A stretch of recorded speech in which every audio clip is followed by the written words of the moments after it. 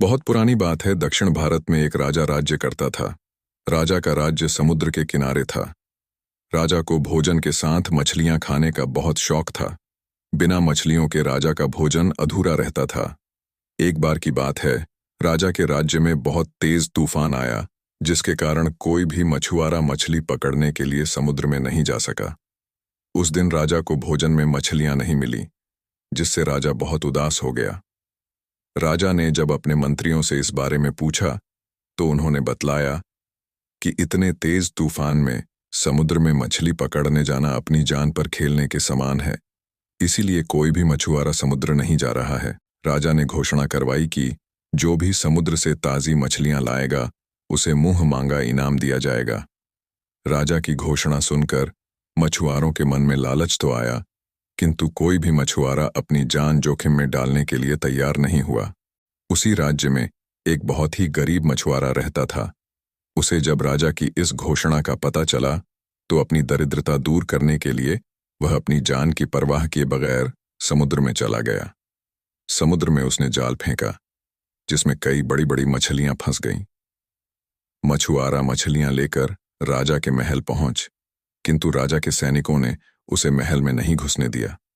राजा के एक खास मंत्री ने मछुआरे को ताज़ी मछलियों के साथ देखा, तो मछुआरे को अपने साथ राजा के पास ले जाने के लिए तैयार हो गया। मंत्री जानता था कि राजा मछलियां देखकर बहुत अधिक प्रसन्न होगा और इसके बदले मछुआरे को बहुत सारा धन देगा। इसलिए उसने मछुआरे के समक्ष एक शर्त रखी कि जो भी इनाम मिलेगा, उसका आधा हिस्सा मंत्री अपने पास रखेगा। मछुआरा मंत्री की बात मान गया और मंत्री मछुआरे को लेकर राजा के पास पहुंचा। मछुआरे के पास ताज़ी ताज़ी मछलियां देख राजा बहुत खुश हुआ। राजा ने मछुआरे को मुंह मांगा इनाम मांगने के लिए कहा। मछुआरा राजा से हाथ जोड़कर बोला, महाराज, मुझे 20 कोड्ढे मारे जाएं। मछुआरे की बात सुनकर राजा को बड़ा आश्चर्य हुआ और उसने फिर से मछुआरे से कुछ मांगने के लिए कहा, किंतु मछुआरे ने फिर 20 कोड़े खाने का इनाम मांगा। राजा ने अपने सैनिकों को बुलाया और मछुआरे को 20 कोड़े मारने का आदेश दिया। सैनिकों ने मछुआरे को कोड़े मारना शुरू किया। 10 कोड़े खाने के बाद मछुआरा राजा से बोला, महाराज, मुझे आप जो भी इनाम देंगे, उसका आधा हिस्सा मुझे मेरे हिस्सेदार को देना पड़ेगा। इसलिए बाकी के 10 कोड्ढे मेरे हिस्सेदारी को दे दिए जाएं। मछुआरे की बात सुनकर राजा को फिर आश्चर्य हुआ और राजा ने उसके हिस्सेदार का नाम पूछा। मछुआरा मंत्री की तरफ इशारा करते हुए बोला, महाराज, यही मेरे हिस्सेदार हैं। इन्होंने ही मुझे आपके पास लाने के बदले प्राप्त इनाम का आधा हिस्सा मांगा है। राजा ने मंत्री की ओर देखा, तो मंत्री ने शर्म से अपना सर झुका लिया। राजा ने आदेश दिया कि बाकी की 10 कोड्ढे मछुआरे के हिस्सेदार को मारे जाएं।